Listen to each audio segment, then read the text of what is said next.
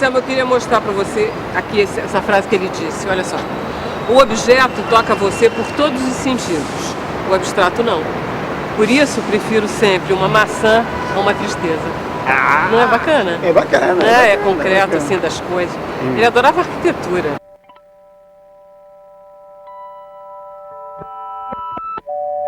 Todo mundo tem na vida o seu filósofo, né? Que é o filósofo que teve importância na sua vida. Na minha vida, o meu filósofo não era filósofo, era um arquiteto, era o Le Corbusier.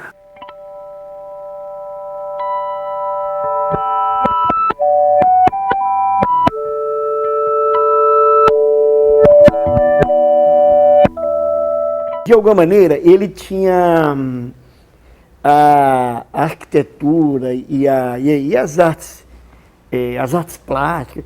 Isso, de alguma maneira, mexeram um pouco com a cabeça dele, não mexeram? Sim, eu acho que ele tinha mesmo, quer dizer, o interesse dele pelas artes plásticas é efetivo. Ele era realmente interessado e na casa dele tinha as obras e tal, e ele se dava com artistas e tal. A poesia dele, primeiro, é muito plástica, Anselmo. A linguagem dele é contida, mas é plástica. Isso é uma primeira visão.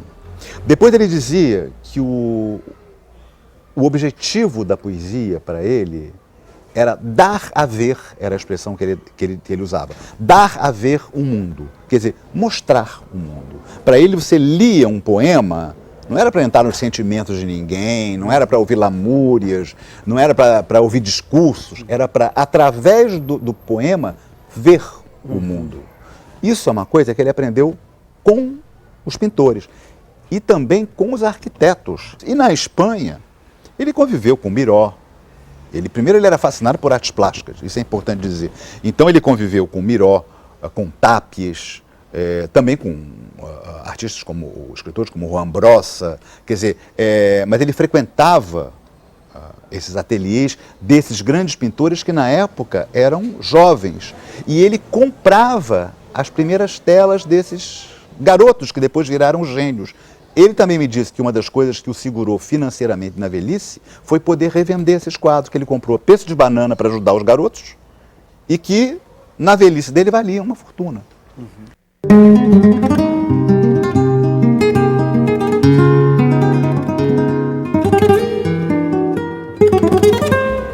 Ainda el cante flamenco. É a música desejada, como que não adormece. O mais contrário do embalo e do canto emoliente. Na Andaluzia, esse canto insonífero se atende, a contrapelo esfolado, arrepiando a alma e o dente. A Clara Kuttner é diretora de um espetáculo inédito que tem canto e dança flamenca e tem poemas do João Cabral. Você é dançarina de flamenco. E aí, como é que foi esse encontro? Bom, eu quando comecei já fui de cara apresentada ao João Cabral, assim, a poesia do João Cabral, porque é incrível, assim, como um brasileiro fala tanto de flamenco e tão bem, assim, tão de dentro do flamenco. Quando eu cheguei em Sevilha, que era o berço daquilo, porque Barcelona aquilo era coisa para turista. Sevilha era o berço daquilo. Eu ia muito a esses lugares de flamenco, compreende? Meus amigos eram flamencos, cantores, bailarinas, guitarristas, compreende?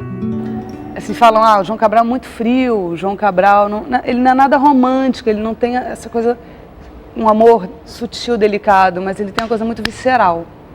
E o flamenco é muito visceral. O flamenco é da dor, da coisa forte. E ele falava assim que ele não gostava de balé clássico porque ele olhava as bailarinas saltando, mas se ele olhasse de perto, quando ele assistia muito de perto, ele escutava o barulho do peso caindo no chão, assim. Então, como se fosse uma certa mentira, assim, dessa coisa leveza. Ele gostava da coisa mais verdadeira. Quando eu fui à Espanha, às vezes que eu fui, encontrei com ele, fui para a casa dele, fui visitá-lo, ele me convidou para almoçar, fomos ver uma tourada, ele me levou a ver uma tourada, eu fiquei horrorizado. Eu nunca tinha assistido uma tourada. Hein? Aquela barbárie, né? Mas ele me levou para ver, por mim eu jamais iria, né? Aí eu fiquei horrorizado com aquela coisa, aquela covardia, né? Contra o pobre do touro. O segredo de toureiro você bota o pano, mas o pano não é para você fugir do touro. O pano é para você desviar o touro de você. Eles dizem, uma expressão muito boa, que você embarca o touro. Compreende? Você está aqui, o toureiro bom, ele pega a muleta, que é aquele pano vermelho, ele bota aqui, o touro está aí. Compreende? O toureiro bom, ele embarca o touro e desvia o touro dele. Tem uma identificação com a Espanha, de modo geral. Aí tem um poema que ele fala, Espanha é coisa de víscera. Então tem essa relação da Espanha com Pernambuco, tem uma coisa agreste. Então tem alguns poemas dele que não falam de flamenco, mas que são super flamencos, tem um espírito, assim, que é essa... Tanta lucidez da vertigem faz perder pé na realidade. Se chama Diante da Folha Branca, é um poema que fala do ato do poeta sentar e escrever e um pouco esse lugar que é um lugar que você não controla. É um outro poema incrível, Os Três Mal-Amados, que ele fala, um dos personagens, Joaquim, é lindo o texto, é super radical, assim, o amor comeu minha paz e minha guerra, meu dia e minha noite, meu inverno e meu verão, comeu meu silêncio, minha dor de cabeça, meu medo da morte.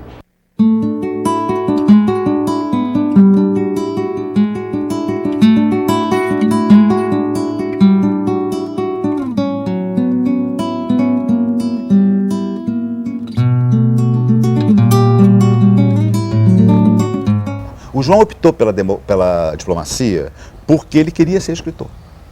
E ele descobriu que, como diplomata, ele trabalharia 3, 4 horas por dia e ganhava uma grana legal para resolver todos os seus problemas, que os poetas em geral estão cheios de problemas financeiros, e tinha o resto do dia para fazer poesia.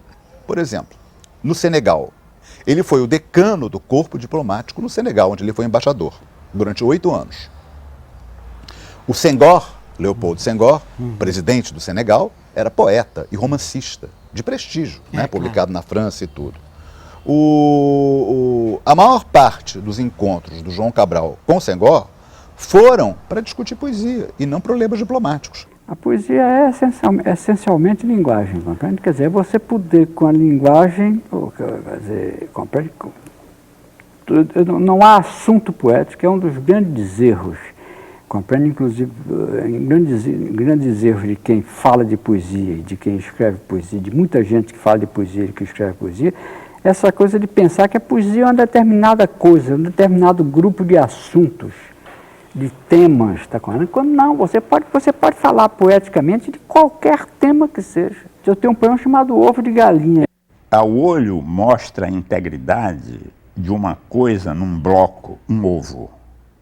Numa só matéria unitária, maciçamente ovo, num todo, sem possuir um dentro e um fora, tal como as pedras sem miolo, e só miolo, o dentro e o fora integralmente no contorno. No entanto, se ao olho se mostra unânime em si mesmo um ovo, a mão que o sopesa descobre que há nele algo suspeitoso, que seu peso não é o das pedras, inanimado, frio, goro, que o seu é um peso morno, túmido, um peso que é vivo e não morto. Cabral chegou a dizer uma vez que a inspiração é coisa de preguiçoso. Você concorda com isso? Não, eu concordo. Eu sei o que ele quer dizer dentro da teoria dele, dentro do contexto cabralino. O que ele quer dizer, na verdade, é isso, é que porque inspiração, né, no sentido antigo, tradicional, não existe, né? Então, realmente, o cara que fica só na chamada inspiração, ele fica na superfície, porque o sentido das coisas não existe, né? Quando eu vou fazer um poema, não existe nada, existe uma folha em branco. O poema é uma invenção.